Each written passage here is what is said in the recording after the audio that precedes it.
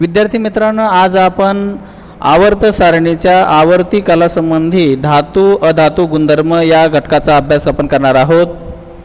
तर पाठ्यपुस्तक क्रमांक 26 यावरचा तिसऱ्या आवर्तातील मूलद्रव्ये पहा व त्यांचे धातू आणि अधातूमध्ये वर्गीकरण करा असा एक पहिला प्रश्न डोके चालवामध्ये तुम्हाला दिलेला आहे। याचं उत्तर तिसऱ्या आवर्तातील मूलद्रव्य हे कोणते ते पहा। तिसऱ्या आवर्तामधील मूलद्रव्ये sodium, magnesium, aluminium, silicon, phosphorus, sulphur, chlorine, argon ही मूलद्रव्ये आहेत। तिसऱ्या आवर्तातील धातू मूलद्रव्य पहा, सोडियम, मॅग्नेशियम, ॲल्युमिनियम ही धातू आहेत। तर अधातूमध्ये विचारले जे काय मूलद्रव्ये आहेत ते म्हणजे फॉस्फरस, सल्फर, क्लोरीन, आर्गॉन ही अधातू मूलद्रव्ये आहेत।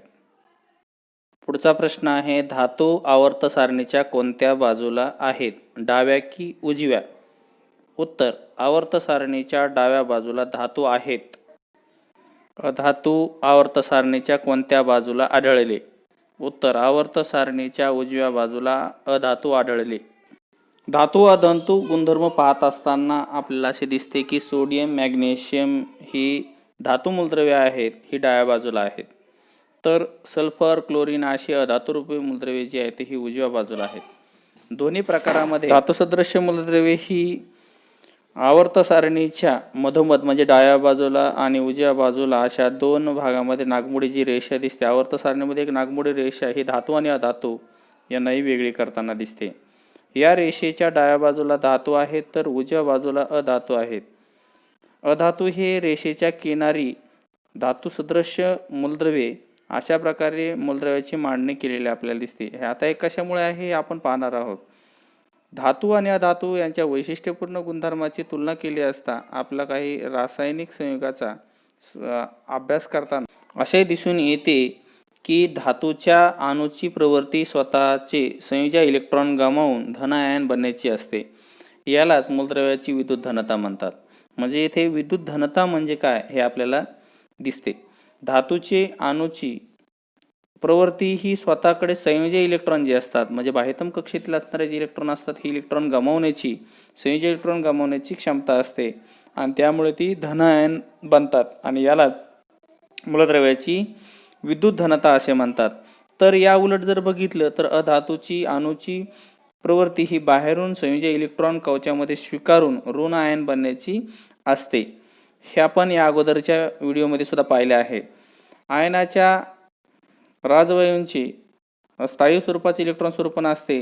संयोजीच्या कवचातून इलेक्ट्रॉन गमावण्याची किंवा संयोजीच्या कवचामध्ये इलेक्ट्रॉन स्वीकारण्याची जी क्षमता असते यावरून ही संयोजी ठरवली जाते। कोणत्याही अणूतील सर्वच कवचातील इलेक्ट्रॉन व अणुकेंद्रक यांच्या दरम्यान आतील कवचामध्ये इलेक्ट्रॉन हे असतात। त्यामुळे संयोजी इलेक्ट्रॉनवर आकर्षण बल प्रयुक्त करणारा एक परिणामी केंद्रीय प्रभार हा मूळ केंद्रकीय प्रभारापेक्षा थोडा कमी असतो। धातूमध्ये असणारी संयोजी इलेक्ट्रॉनची संख्या ही 1 ते 3 न कमी असते। आपण पाहिलं की 1, 2, 3 अशी असते। या संयोजी इलेक्ट्रॉनवर प्रयुक्त होणारा परिणामी केंद्रकीय प्रभार सुद्धा कमी असतो। ह्या दोन्ही घटकाचा एकत्रित परिणाम म्हणून धातूमध्ये संयोजी इलेक्ट्रॉन गमावून स्थायी स्वरूपाचा राजवायू इलेक्ट्रॉन स्वरूपन धन आयन बनण्याची प्रवृत्ती असते। मूलद्रव्याची ही प्रवृत्ती अथवा विद्युत धनता म्हणजेच त्या मूलद्रव्याचा धातू गुणधर्म म्हणून ओळखला जातो। मूलद्रव्याचा आवर्ती कल दर्शवणारा हा धातू अधातू गुणधर्म संबंधीचा असणारा एक आपल्याला आपल्या पाठ्यपुस्तकामध्ये अशी एक आकृती दिलेली आहे ती पहा। त्यामध्ये बघा आपल्याला एक डावीकडून उजवीकडे जाणारी कमी होत जाणारी अणुत्रिज्या आपल्याला माहिती आहे की अणूचा आकार कमी होत चाललेला आहे तो पाहिला आपण। वाढत जाणारी विद्युत ऋणता व अधातू गुणधर्म आपण विद्युत ऋणता ही वाढत जात असते आणि अधातू गुणधर्म आपल्या इथं लक्षात येतो। कमी होत जाणारी विद्युत धनता म्हणजे बघा कमी होत जाणारी विद्युत धनता आणि धातू गुणधर्म आपल्याला हा बाण दर्शक दिसतोय वरचा तो आपल्या इथे लक्षात येईल। आता ही जी काही आपण पाहिलेली 1, 2, 3 हे जे काही 3 मुद्दे आहेत हे 3 मुद्दे कशा संबंधी आहेत आपल्या लक्षात आलं असेल। हे कशाबद्दल आहे तर ते आवर्ताबद्दल आहे। आता दुसऱ्या बाजूला दिलेलं आहे बघा वरून खाली जाणारा एक बाण दिसत आहे तुम्हाला। यामध्ये वाढत जाणारी अणुत्रिज्या म्हणजे आपल्याला आपण पाहिलं या अगोदरच्या उदाहरणावरून की वरून खाली जाताना अणूतील इलेक्ट्रॉन वाढत जातात आणि नवीन कक्षेची वाढ होत असल्या कारणानं अणूचं केंद्रक आणि बाह्यतम कक्षा यामधलं अंतर वाढत जातं, म्हणजे अणूची त्रिज्या वाढत जाते. म्हणून वरील मूलद्रव्ये लहान तर खालचे मूलद्रव्ये आकारमानाने ही मोठी मोठी होत जाताना आपण पाहिले. दुसरा मुद्दा आहे की कमी होत जाणारी विद्युत ऋणता आणि अधातू गुणधर्म आपण पाहिला तर वरून खाली जाताना कमी कमी होत जाणारी विद्युत ऋणता ही कमी कमी होत जाते, तर अधातू गुणधर्म यावरून आपल्याला लक्षात येतो. तिसरा मुद्दा असा आहे की वाढत जाणारी विद्युत धनता म्हणजे विद्युत धनता वाढत जाते, म्हणजे तो हा व धातू गुणधर्म हा आपल्याला इथे लक्षात येतो. अशा प्रकारे आपल्याला मूलद्रव्यामधील आवर्ती कल या ठिकाणी लक्षात आला असेल. आधुनिक आवर्त सारणीच्या स्थानावरून मूलद्रव्याचे धातू गुणधर्माचा आवर्त कल आपण स्पष्टपणे आपल्या लक्षात आला असेल. आता आपण गण 1 मधील मूलद्रव्याचा विचार करू. पहिल्या गणामध्ये आपल्याला माहिती आहे की सोडियम आहे, पोटॅशियम आहे. ही जी मूलद्रव्ये आहेत ही धातू गुणधर्म यांचा विचार जर घेतला तर गणात वरून खाली जाताना नव्या कक्षा वाढत जातात. आपल्याला माहिती आहे की ज्याचं आवर्तन 1 आहे त्याच्याकडे कक्षा 1 आहे, ज्याच्याकडे आवर्त 2 आहे त्याच्या कक्षा 2 आहेत. आवर्त 2 कक्षा 2. केंद्रक व संयोजी इलेक्ट्रॉन यांच्यातील अंतर वाढत जातं, परिणामी केंद्रकीय प्रभार आपल्याला माहिती की कमी होत जातो. केंद्रकीय प्रभार हा कमी झाल्यामुळे संयोजी इलेक्ट्रॉनवरील जे आकर्षण बल जे आहे ते काय होत जातं, कमी कमी होत जातं. म्हणजे आपण बघितलं की बाह्यतम कक्षेतल्या असणाऱ्या इलेक्ट्रॉनवर अणुकेंद्रकातल्या धनप्रभाराचा प्रभाव असल्या कारणानं त्याच्यामध्ये आकर्षण बल हे असते आपण पाहिलं होतं. परंतु हा कशा प्रकारे कमी होत जातो हे आपण लक्षात घेऊया. त्यामुळे संयोजी इलेक्ट्रॉन गमावण्याची प्रवृत्ती काय होते, वाढते. म्हणजे बाह्यतम कक्षेचं अंतर वाढत गेल्यामुळे बाहेरच्या इलेक्ट्रॉनवरचा जो काय असणारा प्रभाव आहे, आकर्षण बल हा कमी कमी होत झाल्यामुळं गणात वरून खाली जाताना मूलद्रव्याच्या बाबतीत असं आपल्याला दिसून येतं. तसेच संयोजी इलेक्ट्रॉन गमावल्यामुळं उपांत्य कवच हे बाह्यतम ठरतं. हे उपांत्य कवच अष्टकपूर्ण असल्यामुळे त्याच्याला धन आयनाचं स्थैर्य प्राप्त होते. त्यामुळे इलेक्ट्रॉन गमावण्याची जी प्रवृत्ती आहे आणखी वाढत राहते. संयोजी इलेक्ट्रॉन गमावण्याची अणूची प्रवृत्ती म्हणजे आपण धातू गुणधर्म याला म्हणूया. त्यामुळे गणात वरून खाली जात असताना धातू गुणधर्म वाढण्याचा इथं आपल्याला कल लक्षात येईल. आता आवर्तामध्ये बघूया. आवर्तामध्ये डावीकडून उजवीकडे जात असताना बाह्यतम कवच तेच राहते. म्हणजे आवर्त क्रमांक 1च असल्यामुळं बाह्यतम कक्षेतील इलेक्ट्रॉन फक्त 1-1 वाढत जाते. म्हणजे आपण पाहिले की डावीकडून उजवीकडे जाताना अणुअंक हा वाढत जातो. अणुअंक वाढत जातो म्हणजे बाह्यतम कक्षेतील इलेक्ट्रॉन हे काय होतात, वाढत जातात. जसजसे इलेक्ट्रॉन वाढत जातात तसतसं ते केंद्राकडून अधिकच खेचले जातात आणि खेचल्या गेल्यामुळं केंद्रकावरचा प्रभार वाढत गेल्याने अणुची त्रिज्या काय होते, कमी होते. म्हणजे खेचल्या गेल्यामुळे अणुची त्रिज्या कमी होते, परिणामी केंद्रकीय प्रभार सुद्धा काय होतो, वाढत जातो. म्हणजे केंद्रकीय प्रभार वाढलेला असतो. त्यामुळे संयोजी इलेक्ट्रॉन गमावण्याची प्रवृत्ती ही काय होते, कमी होते. तर त्यामुळे संयोजी इलेक्ट्रॉन गमावण्याची प्रवृत्ती कमी झाल्यामुळे म्हणजे आवर्तामध्ये डावीकडून उजवीकडे जाताना मूलद्रव्याचा धातू गुणधर्म काय होतो, कमी होतो. जरा डोके चालवा. यामध्ये मूलद्रव्याचा अधातू गुणधर्म कशामुळे असतो असा प्रश्न दिलेला आहे. उत्तर पहा, मूलद्रव्याचा अधातू गुणधर्म हा त्याच्यात असणाऱ्या विद्युत ऋणतेमुळे असतो. दुसरा प्रश्न आहे, आवर्तामध्ये डावीकडून उजवीकडे जाताना मूलद्रव्याचा अधातू गुणधर्म बदलण्यामध्ये काय कल अपेक्षित आहे. उत्तर पहा काय आहे, तर आवर्तामध्ये डावीकडून उजवीकडे जाताना मूलद्रव्याची विद्युत ऋणता वाढत जाते. म्हणजे अणुअंक 1-1 वाढत जातो हे आपल्याला माहिती आहे. अधातू गुणधर्म हा वाढत जातो व त्याचे आकारमान कमी होते. प्रश्न आहे, गणामध्ये वरून खाली जाताना मूलद्रव्याचा अधातू गुणधर्म बदलण्यामागे अपेक्षित कल काय आहे. उत्तर, गणात वरून खाली जाताना विद्युत ऋणता कमी होते म्हणजेच विद्युत धनता वाढत जाते व धातू गुणधर्म कमी होतो.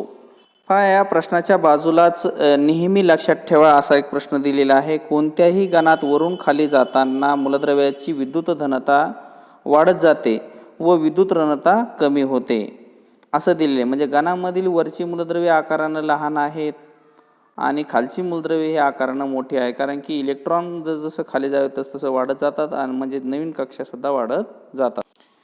कोणत्याही आवर्तामध्ये डावीकडून उजवीकडे जाताना मूलद्रव्याची विद्युत ऋणता वाढत जाते व विद्युत धनता कमी होत जाते. आवर्तामध्ये आपण म्हणतो की कक्षाचा क्रमांक सारखा असल्यामुळं कक्षा सारखी असते, परंतु आवर्तामध्ये डावीकडून उजवीकडे जाताना इलेक्ट्रॉन एक एकने वाढत जातात. जसजसे इलेक्ट्रॉन वाढत जातात तसतसं ते केंद्रकाकडून अधिक प्रमाणातच खेचले जातात. त्याच्यानंतर बघा मूलद्रव्याची विद्युत ऋणता ही जी आहे ही डावीकडून उजवीकडे जाताना हे वाढत जाते, तर विद्युत धनता ही काय होते, कमी कमी होत जाताना आपल्याला इथे दिसते. त्यानंतरचा तिसरा प्रश्न आहे, तिसरं दिलेलं आहे की विद्युत धनता किंवा विद्युत ऋणता जेवढी जास्त तेवढी त्याची अभिक्रियाशीलता जास्त. उदाहरणार्थ सोडियमच्या बाह्यतम कक्षेमध्ये 1 इलेक्ट्रॉन आहे, त्याची अभिक्रियाशीलता ही जास्त आहे. जसं की त्याच्यानंतर पहा त्याच्या खालोखाल येणारा घनातील असणारा मूलद्रव्य पोटॅशियम आहे. पोटॅशियमच्या बाह्यतम कक्षेत 1 इलेक्ट्रॉन आहे, याची सुद्धा अभिक्रियाशीलता ही जास्त दाखवलेली आहे. शेवटचा मुद्दा आहे हॅलोजन कुलातील प्रवणता. हॅलोजन कुल म्हणजे 17वे कुल, 17वे गण. 17व्या गणामधील मूलद्रव्यांच्या बाह्यतम कक्षेमध्ये 7 इलेक्ट्रॉन्स असतात. हॅलोजन कुलाचे सदस्य जर बघितले तर यांचे ऋणसूत्र X2 असं आपल्या पाठ्यपुस्तकामध्ये दाखवलेलं आहे. गणात वरून खाली जाताना भौतिक स्थितीत त्यांच्या प्रवणता दिसून येते. म्हणजे कोणकोणती प्रवणता दिसून येते ते बघा. वरील असणारे जे काय फ्लोरीन आणि फ्लोरीनच्या खालोखाल असलेला 17व्या गणातील मूलद्रव्य क्लोरीन आहे. ह्या क्लोरीन आणि फ्लोरीन यांच्या अवस्था जी आहेत भौतिक अवस्था ह्या वायू अवस्था आहेत. त्या खालोखाल पाहिला तर ब्रोमीन हा अधातू असून द्रव अवस्थेत असलेला, हे आपला अपवाद म्हणून आपण याला बघतो सुद्धा. त्यानंतर आहे त्याच्या खालोखाल आयोडीन हा स्थायू अवस्थेत आहे. इंटरनेट माझा मित्र, माहिती मिळवा व इतरांना मेल करा.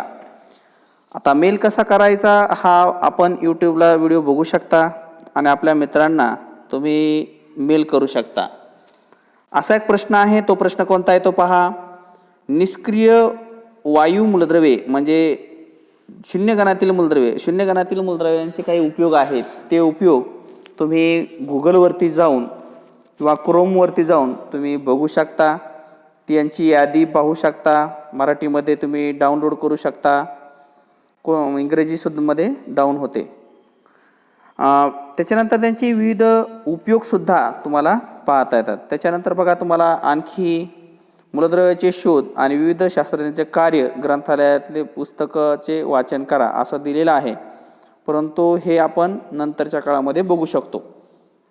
त्याच्यानंतर आहे पाठ्यपुस्तक पान क्रमांक 28 वर तुम्हाला एक तुम्हाला माहीत आहे का असं एक दिलेलं आहे. तिथे एक रासायनिक अभिक्रिया दिलेली आहे. गण 2 मध्ये येणारे मूलद्रव्य म्हणजे त्यांच्या बाह्यतम कक्षेमध्ये 2 इलेक्ट्रॉन असतात, म्हणजे संयोजी इलेक्ट्रॉन 2 आहेत. अशा गणाला म्हणजे गण 2ला आपण अल्कधर्मी मृदा धातूंची पाण्याबरोबर होणारी अभिक्रिया सर्वसाधारणपणे आपल्याला रासायनिक समीकरण यामध्ये दिलेले आहे. दुसऱ्या गणात वरून खाली जाताना बेरिलियम, मॅग्नेशियम, कॅल्शियम, स्टॅन्डियम, बेरियम असे आपल्याला अल्कधर्मी धातू तुम्हाला इथे दिलेले आहेत. रासायनिक गुणधर्मामध्ये त्यांच्या प्रवणता दिसून येते. दुसऱ्या गणामध्ये वरून खाली जाताना अल्कधर्मी धातूच्या रासायनिक प्रवणता ही पाहताना यामध्ये अभिक्रियाशीलता वाढत जाते. अभिक्रियाशीलता वाढत जाण्याचा हा सहजता सुद्धा वाढत जाते. बेरिलियमची पाण्याबरोबर होणारी अभिक्रिया ही पाहिली तर ही होत नाही. मॅग्नेशियमची वाफेबरोबर होते, तर कॅल्शियमची, ट्रॅन्शियमची, बेरियमची पाण्याबरोबर अभिक्रिया कक्ष तापमानाला तर अधिक दराने पाहताना आपल्या इथं दिसून येईल.